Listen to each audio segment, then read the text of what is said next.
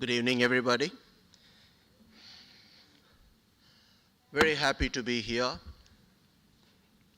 I'm going to present to you Tzu Chi Foundation and Environmental Protection. My understanding of Tzu Chi Foundation's work on environmental protection would be my specific area of focus. Now,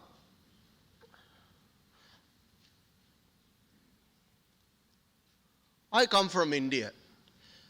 India is a country with a great history, thousands of years of history.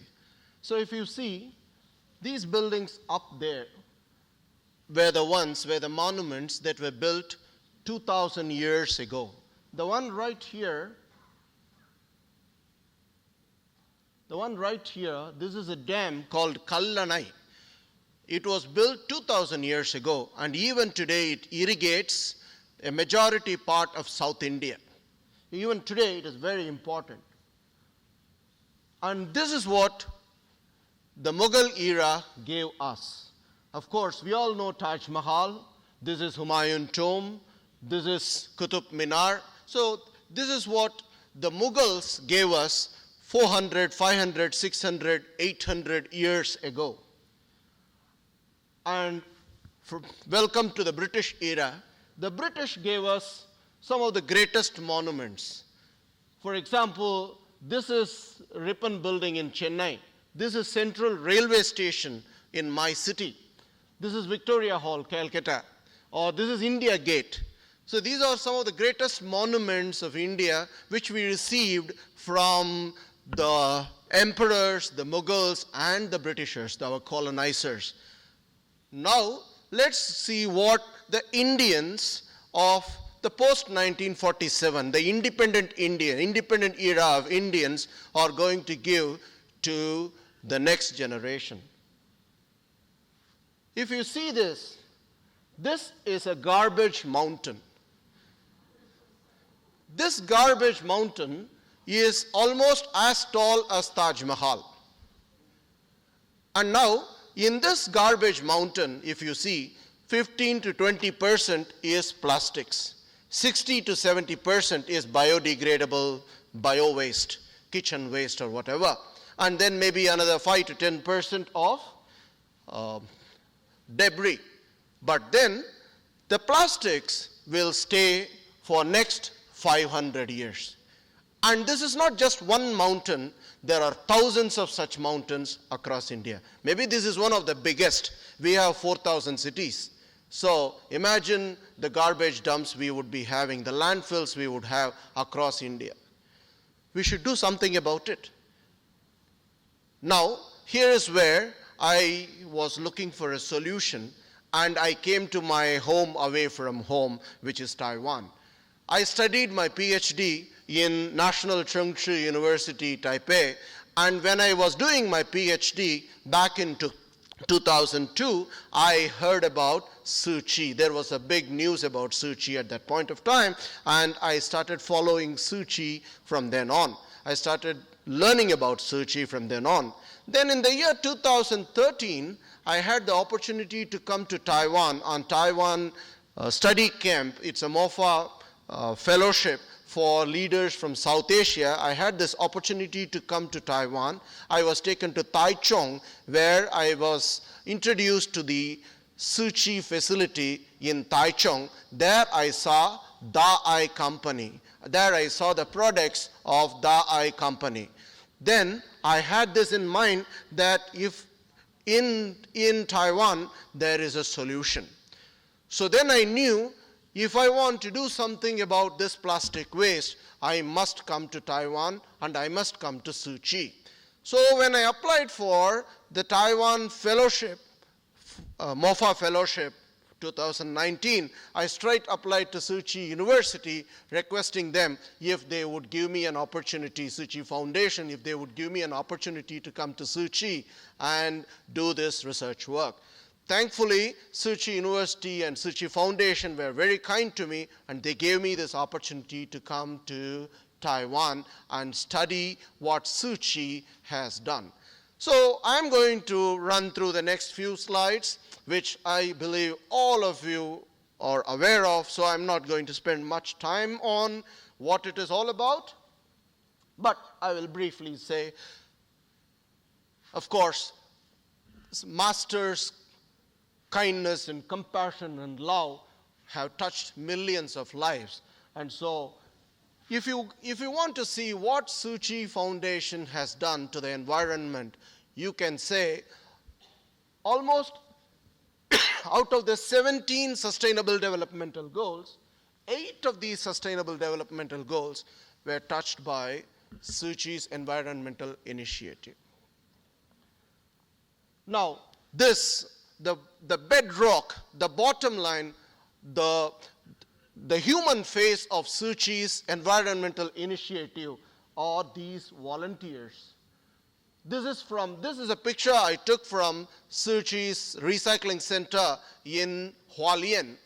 And if you see this lady, I have seen her morning to evening, almost 7 to 8 hours, sitting in this one single spot and sorting out this.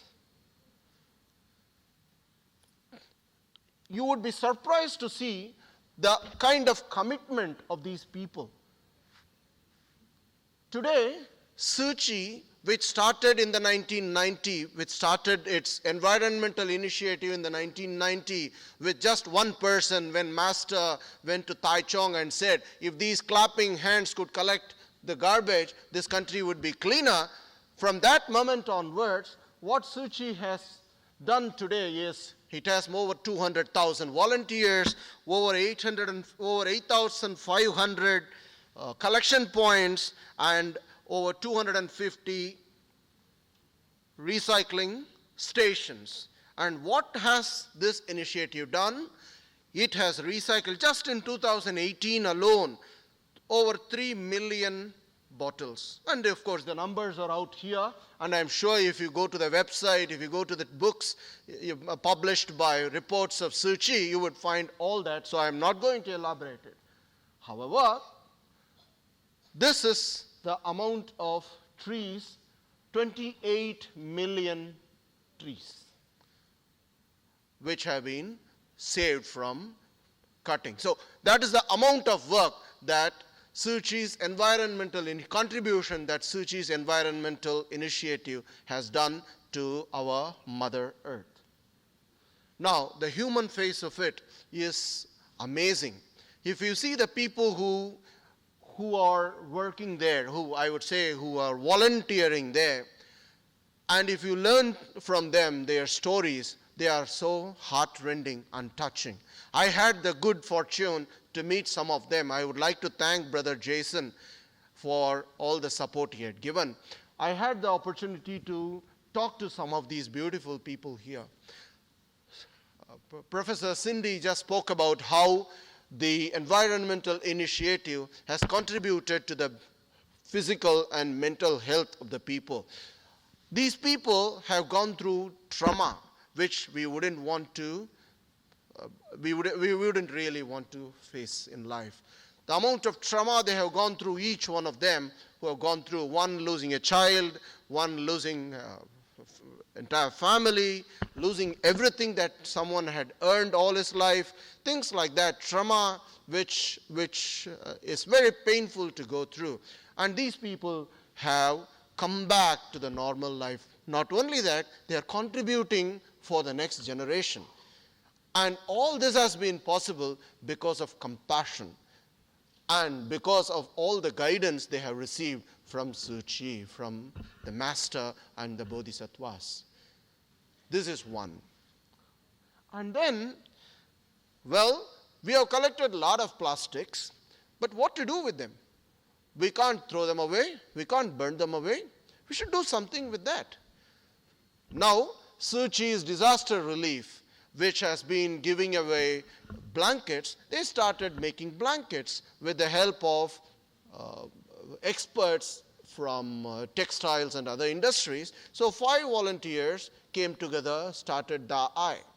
And this company, actually, it also does global warming.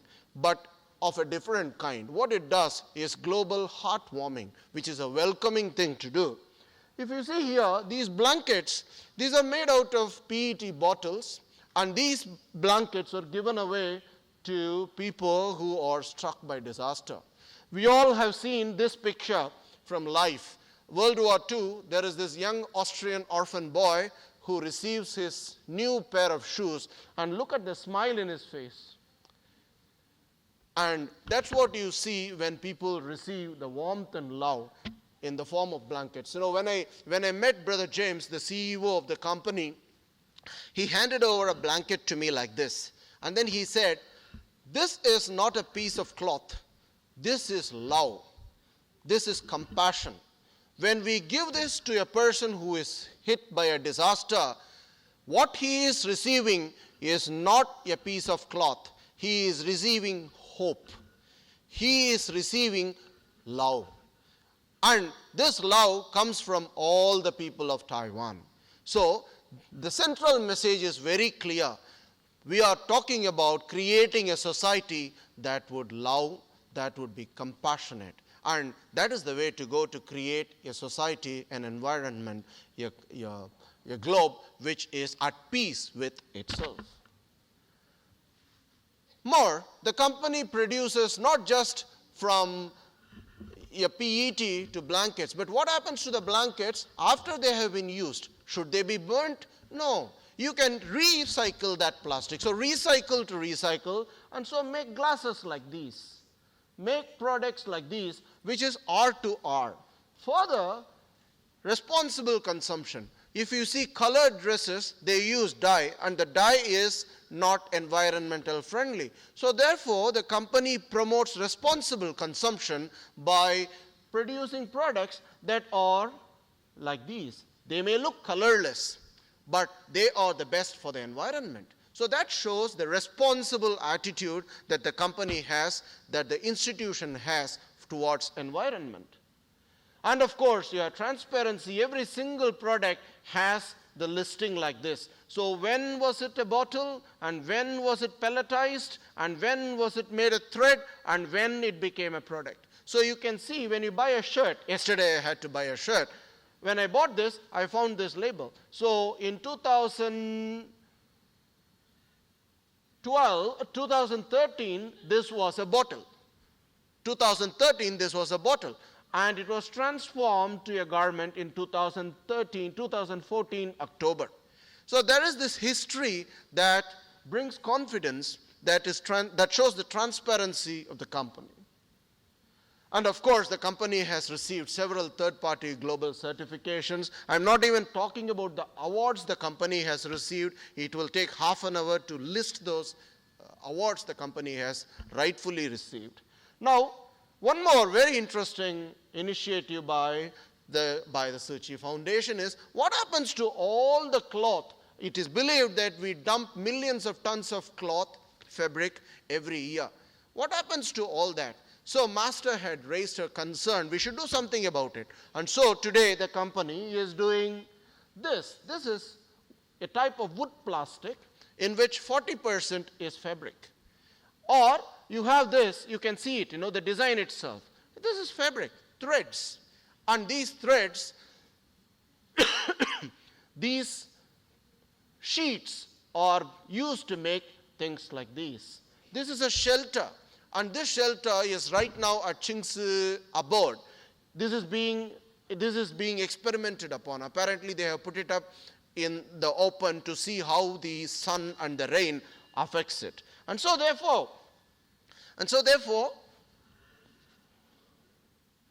as a company, DAI promotes ecological production, ecological mindset, reduces carbon footprints, and it creates a global society through compassion and love. Yet another initiative that I found very interesting was the Qingsi Pure Land Technologies. You wouldn't believe, yesterday Brother Tsai was here, he explained about the process. There are 8 billion of these cups being used in Taiwan, 8 billion of these. For a population of 23 million, 8 billion of these are used per year.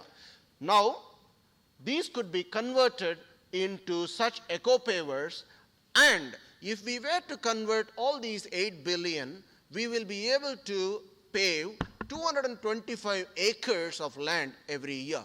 So that is the beauty of this initiative. If at all we could make these things out of the plastics, if we could develop some ways to create these meridians, if we could make platforms, if we could make these things, then we will be able to get more plastics out from the environment and put them into products which will be kept in the environment, which will be less harmful to Mother Earth. Because if it is in the form of a paper cover, it's going to a landfill and it's going to be burnt someday, or it's going to pollute that place. But if these technologies could be used to make things like these are road meridians. So each one single eco paver can take up 1.7 kilograms of waste, 350 of those cups. But here it can take up thousands and thousands more. So therefore, we will be in a position to clean up the environment. So, coming back, do I have a solution? Yes, I believe I do.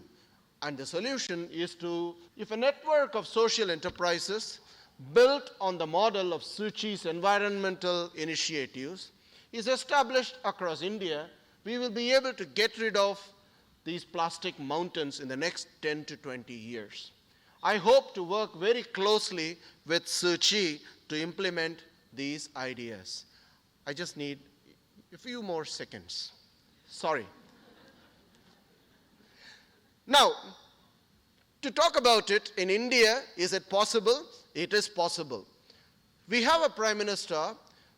In 2014, the first Independence Day speech he gave, he talked about Clean India. In the past 5 years, 90 million toilets have been built across India. 93% of Indians today have access to gas connections. So this initiative started by the Prime Minister of India is changing the landscape of the country. Very recently, he has said that a single-use plastics ban would be initiated across India from October 2nd, that is next week, in another 10 days' time, which is the birthday of Mahatma Gandhi. On that day, from then on, the government is going to ban single-use plastics across the country. And very recently, he had initiated this plastic sorting process across the country.